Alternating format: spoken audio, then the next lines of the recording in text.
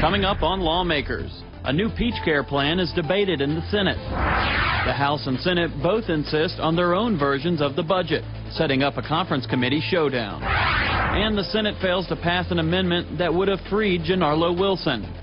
Those stories and more are coming up next. This is Lawmakers, your source for all the news from under the Gold Dome.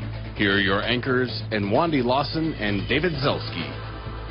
Good evening, everyone. The Georgia State Senate is still in session at this hour.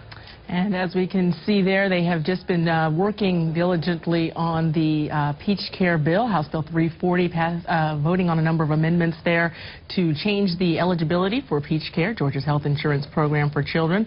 We're going to have more on that legislation in just a moment, and we'll be going back to the Senate in just a moment. That's right. That debate has been going on just over an hour, but also on tonight's program, the House passes a measure aimed at restricting inmates from displaying their photographs of victims. That's true, and yesterday's tragic events at Virginia Tech could affect the outcome of Georgia legislation. But first, our top story tonight, as we just mentioned, a vote in the Senate on peach care eligibility. That's for Georgia's insurance program for children.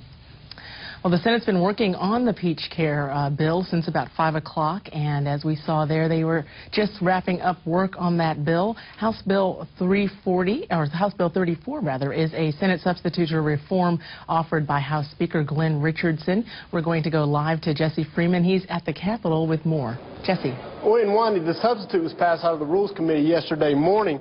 The Senate version includes basic dental and basic vision care, and it pushes the poorest of those on peach care over to the Medicaid program. Now, Senate Democrats favor the Senate version, but they still want to stave off some of the proposed copays and the premiums that are offered by the bill's sponsor, the substitute sponsor, rather, Senator Greg Goggins. The first thing that we talked about doing, and part of this most of this came from our Peach Care Task Force that did a tremendous job. The first thing that we want to offer is to move from 100% of poverty level to 125% of poverty level. Do you support the $142 million tax cut that we voted to give back to the people of the state of Georgia? Absolutely, sir. Will the senator further yield? Yes. Do you support the tax relief that we passed out of this bill yesterday to provide senior citizens tax relief? Absolutely. We've seen that there's been money in the budget for fishing docks. We passed this tax cut for wealthy retirees yesterday, $142 million when it all comes online. Just today, we voted on 2 more bills to give tax relief to an entertainment facility here. Not going to tax their construction funds. I believe that's $11 million. I was actually the original sponsor of House Bill 340 as it came out of the House, and if I really had my druthers, I'd be voting for House Bill 340.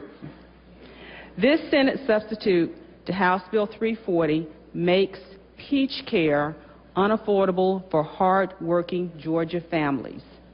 Please remember that in Georgia's peach care program, the applicants are the children, not the parents.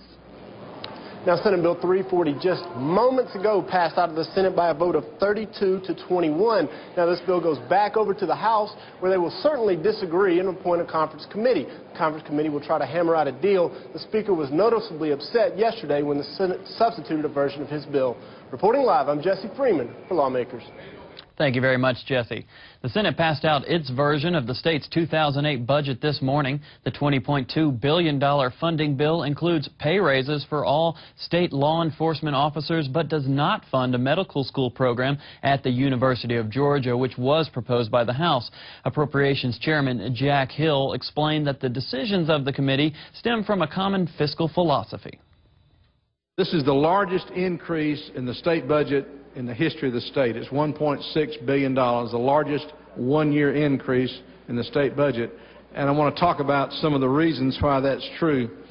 As you look through this budget, there are recurring ads that you'll see page after page that I think account for one of the problems that we've got in state government. Maybe not problems, but one of the issues we have.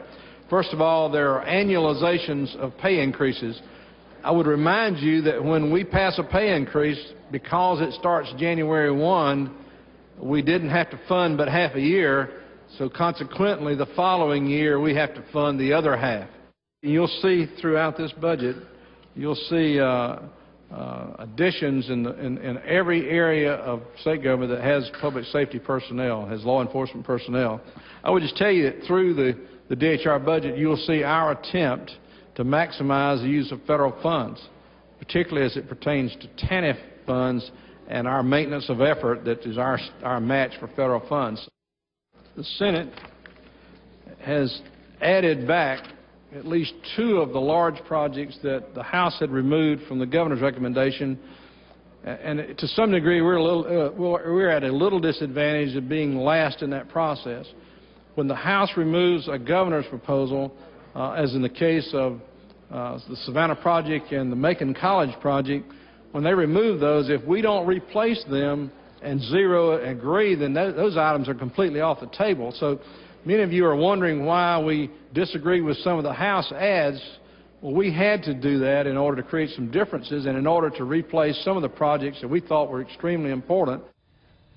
Some highlights of the Senate budget include $81 million for the state's Peach Care program, $45 million in land conservation grants, $19 million for Governor Sonny Perdue's Go Fish initiative, and $50 million to reduce education austerity cuts.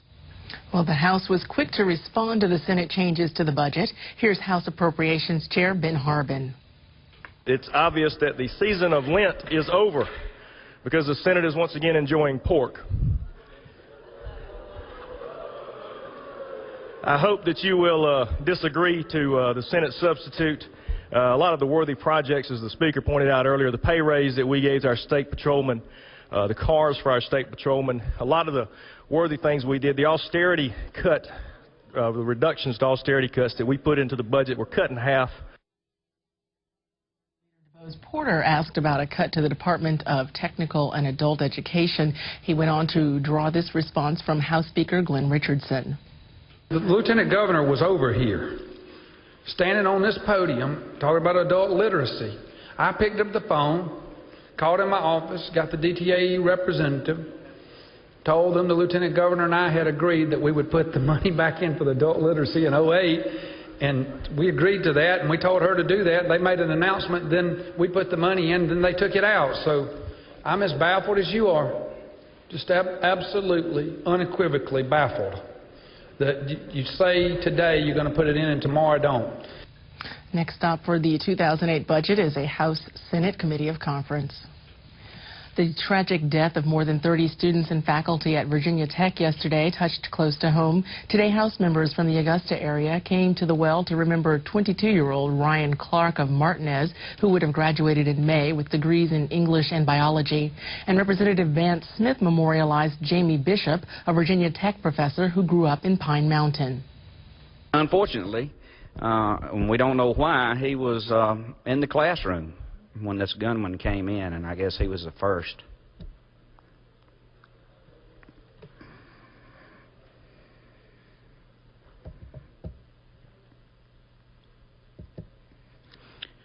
Remember his family? I've known him since he was that big. Pray for him. Now, yesterday's Virginia Tech massacre appears to have had an effect on at least one piece of legislation the state Senate was to have considered today. Lawmakers Sandra Parrish joins us live now with more. Sandra. David, House Bill 89 dealing with guns and vehicles was to have come up for a vote today, but it appears the measure may be moved to the foot of the calendar and not considered at all this evening. It was a tragedy, and it's something that we are all aware of and we're all in mourning over. So, I mean, it does impact our thought process. And so if we need to put this off for some time, that may be what we do. Senator Chip Rogers was to present House Bill 89, which originally would have allowed anyone who could legally own a gun to carry that firearm anywhere in their vehicle. Right now, guns must be placed on the seat or in a glove compartment. The bill was also amended in committee with Senate Bill 43 to allow employees to carry weapons in their car at work in a don't ask, don't tell policy. If you're an employer that you can, and you have a public access parking lot, you can't go out to your employee's car and demand they open the car to see if there's a gun inside. That's essentially what it does. Republican leaders spent the day polling senators whether to take a vote. No one denies the measure's drawn strong opposition. Regretfully, we had a tragedy at Virginia Tech yesterday. which shows that maybe there is too much of a proliferation of guns in our country, and that maybe guns should be curtailed and watched a little bit more. There aren't any employers that we know of who are searching their employees' cars if they have rules against bringing a firearm to work. We don't know of anybody who's getting arrested and going to jail simply because they put their gun in the wrong place when they were stopped for a traffic violation. We don't know anybody who's going through any of that. And so the question has been all along, what is this legislation intended to do? And if it's intended to make a political statement, then that really, really is wrong. And we're still awaiting official word that the measure will be postponed. Rogers says it could be taken up another day this week or held off until next year. Reporting live, I'm Sandra Parrish for Lawmakers. Thank you, Sandra. The House today approved a measure prohibiting prisoners from keeping pictures of their victims in their cells. Senate Bill 34 was proposed on the GeorgiaSpeaks.com website by a prison warden from Alamo. The idea came after he noticed from walking through the corridors of the prison that there were several inmates, several prisoners who would have the pictures of their victims up in their cells. And this bill actually says that if you've committed a crime of this nature, whether it be sexual or battery, then you could not have a photo under the Open Records Act in your cell of that person. No representative voted against the measure, which now returns to the Senate because of changes made in the House. Efforts to ease the sentence of so-called Romeo and Juliet defendants, such as Genarlow Wilson, continued on the Senate floor today. Lawmakers Bridget Snapp joins us live at the Capitol with that story. Bridget. David, the underlying bill on the floor today, HB 197, repeals a provision of the Georgia Code that currently allows a panel of 3 Superior Court judges to review sentences of 12 years or more. However, Senator Emanuel Jones attempted to attach an amendment to the bill that would have carved out an exception for those youthful offenders who were convicted of sexual acts with minors before the Romeo and Juliet laws passed last year. Those laws, of course, decriminalize the act of having sex with a minor, where the age difference between the 2 people involved is 2 years or less. The underlying bill and the portion that came across from the House was simply to repeal the sentence review panel, in large part because we now have a statewide indigent defense system. In addition, another Senate bill pertaining to jury charges was added to the legislation in Senate committee. The bill that we passed requires specific objections to jury charges before the jury retires to deliberate in criminal cases. While the underlying bill sparked no debate on the floor, Senator Jones's proposed Romeo and Juliet exception certainly did. This bill requires the notice of the DA before any ruling, and that complete discretion is left to the original sentencing judge if any kind of modification to the sentence is done. So saying that this all includes people that would be under the Romeo and Juliet exemption, 2 young lovers that went too far, is not true. A lot of them have pled down from worse cases. HB 197 passed 38 to 13, but without Senator Jones's proposed Romeo and Juliet amendment. This is the second failed attempt this year to make the Romeo and Juliet provisions retroactive. HB 197 now goes back to the House due to the Senate committee amendments. Reporting live, I'm Bridget Snapp for Lawmakers. Thank you, Bridget. Well, oversight of the state's public defender program is moving from the judiciary to the executive branch with the passage of Senate Bill 139 today in the House. This bill very simply moves the Public Defender's Standards Council from the judicial branch to the executive branch, which will give some greater flexibility in terms of budget review. This has been agreed to by the Public Defender Standards Council, by the County Commissioners Group, and the other groups that have been at the table working on this issue, and I would urge your favorable adoption. Maybe this would be a good alternative to have the fiscal area under the governor's executive branch versus the judiciary, because quite frankly, they haven't done a very good job. No, actually what it does is it takes it away from being recommended to us and the legislature having that first shot. You and I lose that first shot for the budget by transferring it to the executive branch. Senate Bill 139 passed the House 98 to 58. It now goes to the governor for his signature. In a related story, up to 400 assistant DAs and other staffers may be furloughed for a week because of cuts in the supplemental budget approved last week. According to the council director, Richard Malone, unexpected insurance costs caused the $944,000 shortfall in the operating budget through June 30th. Passage of a bill allowing out-of-state architects to be certified in Georgia was preceded by contention over an effort to create new ways to qualify to take the state bar exam. Representative Earl Earhart said current rules requiring applicants to graduate from accredited law schools are elitist. Several years ago, this was used to characterize a little law school over here down the road, Georgia State. They had those night law school graduates. You remember those folks? They graduated from law school at night. Made them, I guess they did. Now it's one of the better recognized schools of law. But for a long time, this same club wouldn't let them in. That speaker graduated from that school. I think he does a pretty good job. John Marshall Law School, downtown. How many of you got district attorneys in this area that graduated from there? You know how long they had to work to get accredited by the club? Lots of great and well-respected lawyers are practicing and doing a good job from John Marshall. Because the state Supreme Court establishes the standards for admission to the bar, Judiciary Chair Wendell Willard argued that the General Assembly should wait until the court releases the findings of a recently appointed commission, which is studying alternative routes into the legal field, including online education. I suggest to you that as I stand before you today, as someone who did not have what is now the qualifications of Georgia to stand the bar exam, I tell you this is not the means to do it and lower us down to the lowest standard in this country again. Now, if that's what you think is proper government, then you vote green up there and do it. If you suggest, as I do to you, that the appropriate means of controlling the admission of bar in Georgia vest with our Supreme Court by our Constitution, that I ask you to vote with me and deny this amendment. I think we've raised the issue to a level now.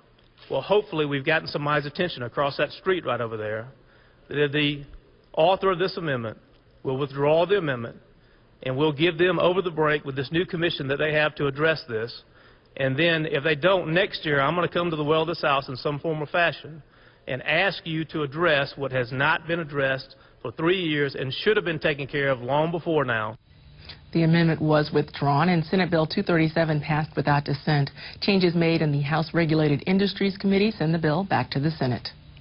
A few tax exemption bills passed the Senate today, one for possible Georgia aquarium expansions. Senator Chip Pearson explains House Bill 148.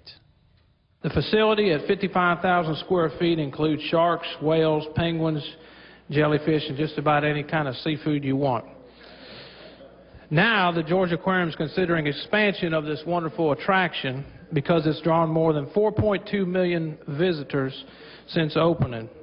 A few years ago, we adopted a sales tax exemption for construction materials on this aquarium. This exemption lasted until January 1st of this year, and the legislation we're putting before you today would extend it until January 1st, 2011. Plans are underway for an expansion which would include additional fish tanks and research areas. This bill passed the House 150-0. And House Bill 148 passed the Senate with only one dissenting vote.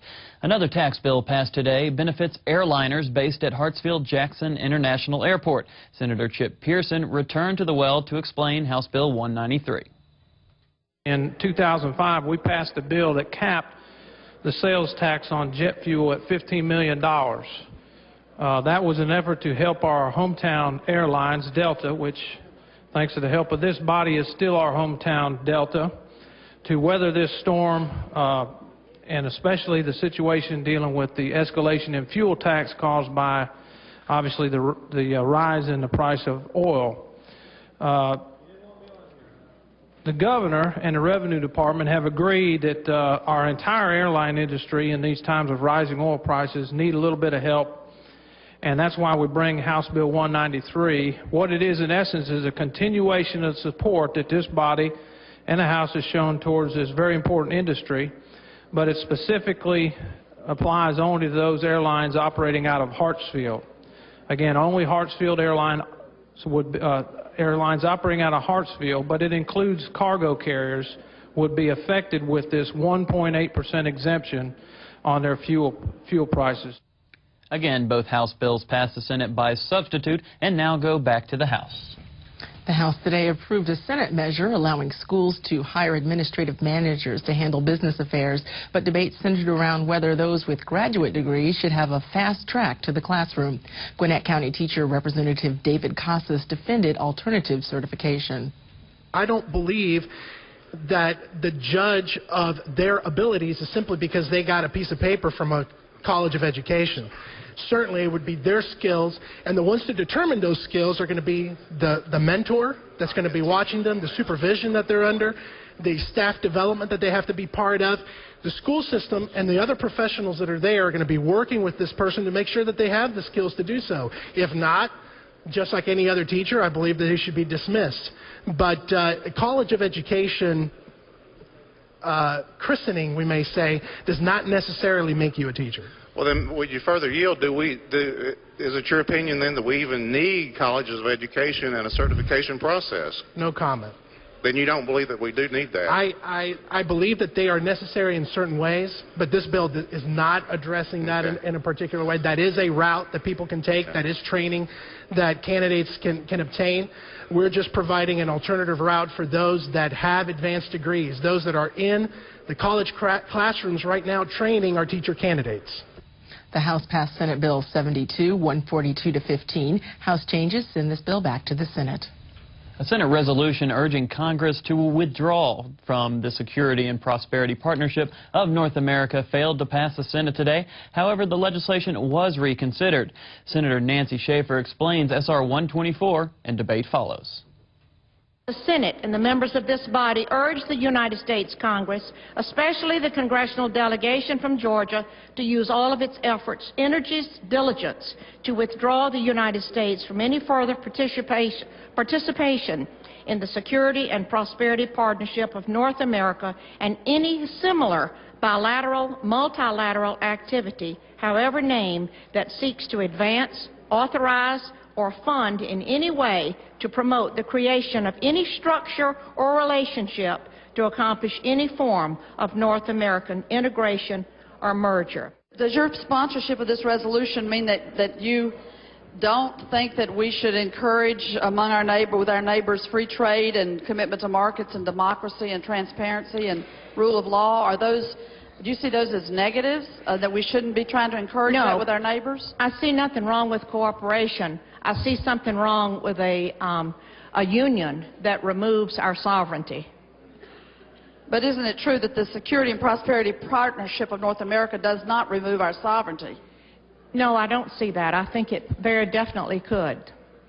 So this is some idea that some fear of what could come in the future as opposed to what's going on now? No, it's already taking place. Even though the resolution failed to receive the votes needed to pass, they later voted to reconsider. So SR 124 may be back on the floor for a vote as soon as Thursday.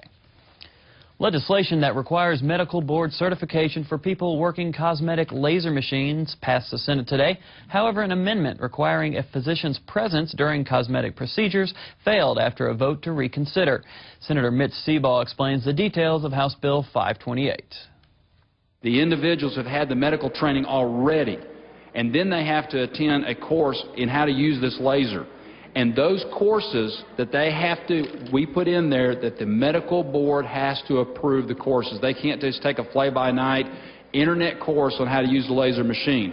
The medical board will make a decision to approve what those courses will be so they can teach the proper safety of how to use those machines with those patients to ensure that it is done in a way that you won't have to have a physician on staff or right there in that facility. Mr. President, isn't it true that all this amendment does is require that a physician be on the premises when they are doing cosmetic laser procedures? And if anyone has ever been to a physician's office, they understand the magnitude of this. I know the senator knows from where she speaks. The senator from the 28th District. Thank you, Mr. President. Parliamentary inquiry. what you're inquiring. Thank you, Mr. President. This bill is so narrowly scoped that we're talking about hair removal and removing wrinkles with a device that right now that there is no regulation, and to require a physician to be on site is not practical. It's like having a physician being required at a hairdresser. This is a very hairy amendment. Again, House Bill 528 passed without the physician presence or Harry amendment, and it now goes back to the House. Both House and Senate committees heard legislation proposing to prohibit the purchase or sale of marijuana-flavored candy yesterday. The main difference between the two bills is that Representative Judy Manning's House Bill 280 specifically targets distribution of, quote, chronic candy to minors, while Senator Vincent Fort's Senate Bill 258 is a general prohibition on the candy.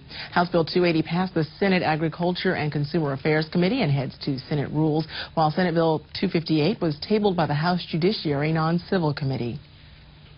Whatever the fundamental differences were, those fundamental differences could have been worked out. They could have been amended. As a matter of fact, I went so far as to tell them that I would accept any amendments that would not kill the bill and that would maintain the intent of the bill. They chose not to do that for whatever reason. You know, the reason given that, well, there's a House bill that's over in the Senate now that's similar is not a good reason.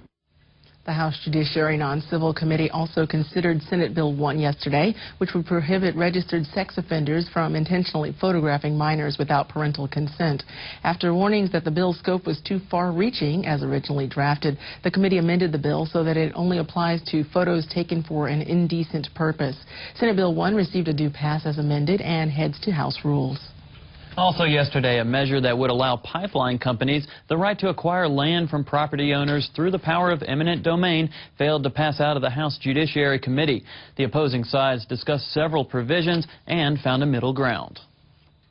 The alternative that has been introduced here hopefully will enable us to meet both those goals in a way that is respectful of citizens' property and protective of the environment, and to ensure Georgia's energy future, and we fully support the substitute.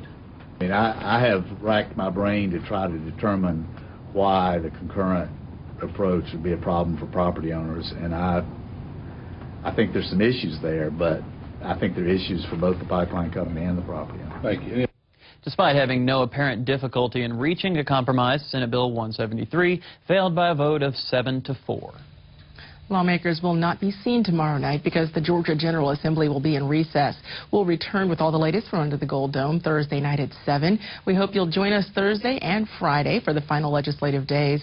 On Friday, lawmakers will broadcast our regularly scheduled program at 7 p.m. and special coverage later that evening. Join us for the Lawmakers 2007 Sine Die special. That broadcast starts at 11 p.m. this Friday, April 20th. If you've missed any part of this Lawmakers broadcast, tune in tomorrow morning when Lawmakers repeats at 5:30 a.m.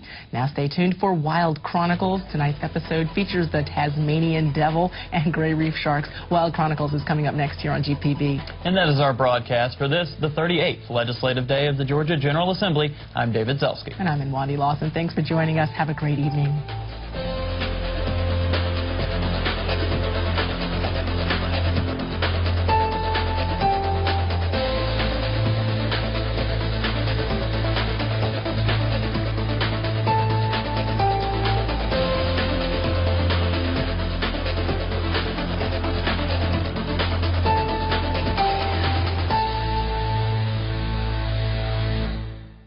This has been a production of Georgia Public Broadcasting.